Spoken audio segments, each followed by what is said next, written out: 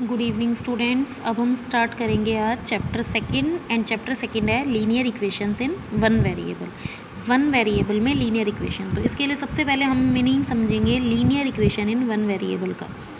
सबसे पहले यहाँ पर हमारे पास मीनिंग दिया गया what is an equation, equation का मीनिंग क्या होता है, उसके बाद बताया गया लीनियर इक्वेशन क्या होती है, उसके बाद बताया गया linear equation in one variable क्या होता है। तो व्हाट इज़ एन इक्वेशन, एक इक्वेशन क्या होती है। An equation is a statement of equality of two algebraic expressions involving one और more unknown quantities called variables. Equation क्या होती है, एक ऐसी स्टेटमेंट होती है जहाँ पर दो एल्जेब्रिक एक्सप्रेशंस के बीच में क्या होता है, इक्वालिटी होती है।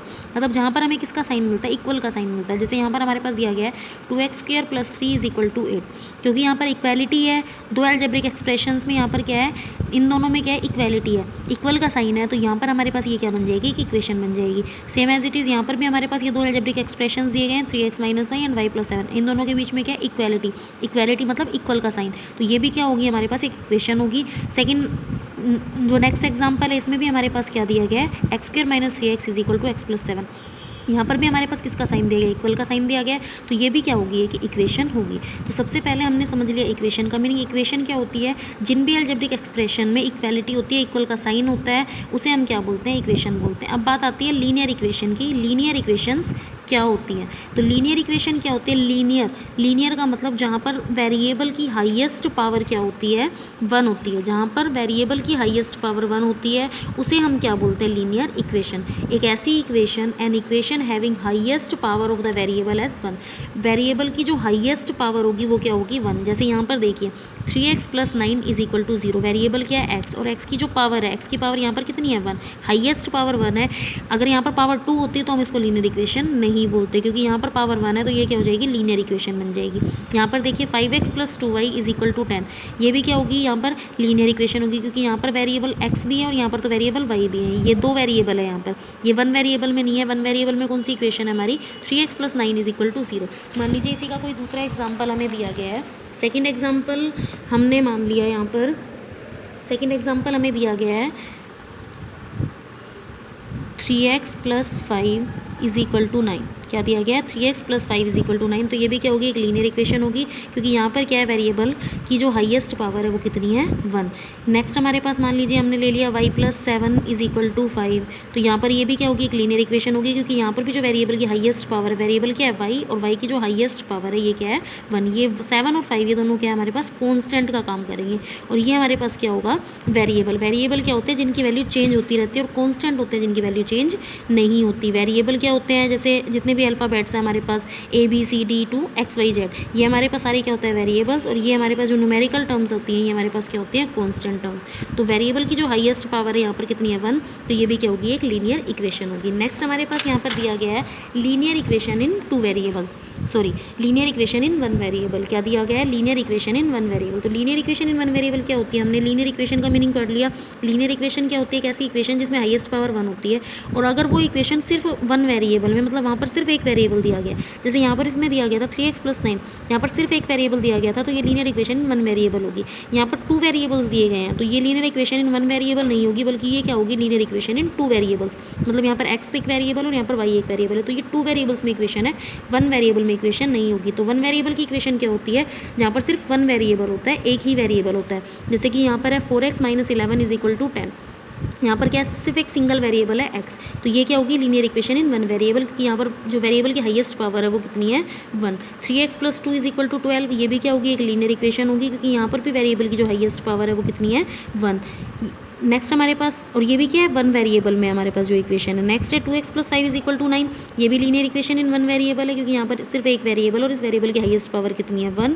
यहाँ पर भी हमारे पास क्या है, 3x - 7 = 2x + 3, ये भी क्या, linear equation in one variable, क्योंकि यहाँ पर सिर्फ वेरिएबल क्या है हमारे पास, x, और हाईएस्ट पावर यहाँ पर भी कितनी है, 1। यहाँ भी जो हाईएस्ट पावर है वेरिएबल की वो 1 है, और ये भी क्या है, linear equation in one variable, एक ही वेरिएबल है y। नेक्स्ट हमारे पास आता है सोल्यूशन ऑफ एन इक्वेशन। एक इक्वेशन के जो सोल्यूशंस होते हैं वो क्या होते हैं, सॉल्यूशंस क्या होते हैं, किसी भी इक्वेशन के सॉल्यूशंस मान लीजिए ये इक्वेशन हमारे पास दी गई है 3x + 5 = 9, 3x + 5 = 9, यही हमारे पास एक इक्वेशन दी गई है। तो इसका सॉल्यूशन क्या होगा? सॉल्यूशन होगा वेरिएबल की ऐसी वैल्यू जो इस इक्वेशन को क्या कर दे, सेटिस्फाई कर दे। सॉल्यूशंस क्या होते हैं? वेरिएबल की ऐसी वैल्यू जो इस इक्वेशन को सेटिस्फाई कर दे, उसे हम इस इक्वेशन के क्या बोलेंगे? सॉल्यूशन बोलेंगे। जैसे x की ऐसी कौन सी वैल्यू होगी जो इस इक्वेशन को सेटिस्फाई करेगी, तो वही इस इक्वेशन के क्या बन जाएंगे? सॉल्यूशन बन जाएंगे। जैसे यहाँ पर हम x की वैल्यू कैसे फाइंड आउट कर सकते हैं? हम क्या करेंगे, 3x + 5 = 9 दिया गया, ये 5 हम कहाँ ले जाएंगे? इक्वल के अपोजिट साइड में ले जाएंगे। और जब भी हम इक्वल के अपोजिट साइड में लेके जाएंगे तो लेफ्ट हैंड साइड से राइट हैंड साइड में लेके जाएंगे कोई भी नंबर, तो वो क्या होगा, लेफ्ट हैंड साइड में अगर वो पॉजिटिव साइन है तो राइट हैंड साइड में जाने के बाद उसका साइन नेगेटिव हो जाएगा। अगर उसका लेफ्ट हैंड साइड में नेगेटिव साइन है तो राइट हैंड साइड में जाने के बाद उसका साइन कैसा हो जाएगा? पॉजिटिव हो जाएगा। अगर इधर वो मल्टीप्लाई में तो उधर जाके डिवाइड में हो जाएगा, अगर इधर डिवाइड में तो उधर जाके किस में हो जाएगा? मल्टीप्लाई में हो जाएगा। अपोजिट साइन हो जाते हैं जब भी इक्वल के एक साइड से दूसरी साइड में कोई भी टर्म जाती है। तो 3x = यहाँ से हमारे पास क्या बन जाएगा? 9 - 5, क्योंकि यहाँ पर प्लस में था, उधर गया तो किस में कन्वर्ट हो गया? माइनस में। 3x की वैल्यू हमारे पास कितनी आ गई? 4, तो x की वैल्यू कितनी आ गई? 4/3। इसका मतलब 4/3 क्या होगा? ये इस इक्वेशन का क्या होगा? सॉल्यूशन होगा। इस इक्वेशन का क्या होगा? सॉल्यूशन। मतलब इस की ऐसी वैल्यू जो इस इक्वेशन को क्या कर देगी? सेटिस्फाई कर देगी। मतलब लेफ्ट हैंड साइड किसके इक्वल आ जाएगी? राइट हैंड साइड के इक्वल आ जाएगी। सॉल्यूशन ऑफ इक्वेशन क्या होता है? कोई भी हमने इक्वेशन हमें दी गई है वन वेरिएबल में, वहाँ पर जब हम उसका सॉल्यूशन करते हैं, मतलब x की हम वैल्यू फाइंड आउट करें जो इस इक्वेशन को सेटिस्फाई कर दे। इस इक्वेशन को सेटिस्फाई करने का मतलब, जब हम x की जगह अगर 4/3 पुट करेंगे इस इक्वेशन में, तो लेफ्ट हैंड साइड किसके इक्वल आएगी? राइट हैंड साइड के इक्वल आएगी। देखो 3x + 5 हमें क्या दिया गया? 9। अगर हम x की जगह क्या पुट करते हैं? 4/3 पुट करते हैं, तो 3x की जगह हमने पुट कर दिया 4/3 + 5, तो लेफ्ट हैंड साइड जो होगी वो राइट हैंड साइड की क्या आएगी? इक्वल आएगी। मतलब लेफ्ट हैंड साइड की वैल्यू भी कितनी आएगी? 9 आएगी, क्योंकि राइट हैंड साइड की वैल्यू भी कितनी दी गई है? 9। तो देखिए यहाँ पर 3 से 3 कैंसिल हो जाएगा, ये बन जाएगा 4 + 5, और इसकी वैल्यू हमारे पास कितनी आ जाएगी? 9। तो 4 + 5 सॉरी 4 + 3 नहीं, 4 + 5, 4 + 5 = 9, तो 9 = क्या बन जाएगा? 9। मतलब लेफ्ट हैंड साइड की वैल्यू किसके इक्वल आ गई? राइट हैंड साइड के इक्वल आ गई। तो ये जो 4/3 होगा ये इस इक्वेशन का क्या बन जाएगा? सॉल्यूशन। तो एक इक्वेशन का सॉल्यूशन क्या होता है? वेरिएबल की ऐसी वैल्यू जो उस इक्वेशन को क्या कर दे? सेटिस्फाई कर दे। सेटिस्फाई करने का मतलब है लेफ्ट हैंड साइड किसके इक्वल आ जाए? राइट हैंड साइड के इक्वल आ जाए। और सॉल्यूशन हम कैसे फाइंड आउट कर सकते हैं? सॉल्यूशन जैसे इसमें बताया गया हम उस तरीके से फाइंड आउट कर सकते हैं। और साथ ही साथ हमारे पास जो लीनियर इक्वेशन होती है उसकी जो स्टैंडर्ड फॉर्म होती है, स्टैंडर्ड फॉर्म मतलब स्टैंडर्ड फॉर्म जो लीनियर इक्वेशन की होती है वो क्या होती है? ax + b = 0। लीनियर इक्वेशन की जो स्टैंडर्ड फॉर्म होती है, linear equation in one variable की जो स्टैंडर्ड फॉर्म होती है वो क्या होती है? ax + b = 0। यहाँ पर जो a होगा वो क्या होगा? x का कोफिशिएंट, और b क्या होगी? Constant term. a क्या होगा? x का कोफिशिएंट, और b हमारे पास क्या होगी? Constant term. और इसे हम क्या बोलेंगे? Linear equation in one variable की स्टैंडर्ड फॉर्म। तो ये हमारे पास होती है linear equation in one variable की स्टैंडर्ड फॉर्म।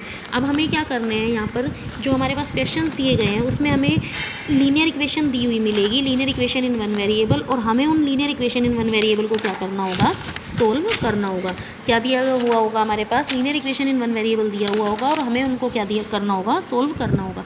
हम कैसे सोल्व कर सकते हैं? जैसे यहाँ पर हमारे पास मान लीजिए कोई भी हमें दिया गया है, एक एग्जाम्पल हमें दे दिया 5x/6 -x/4 = 7।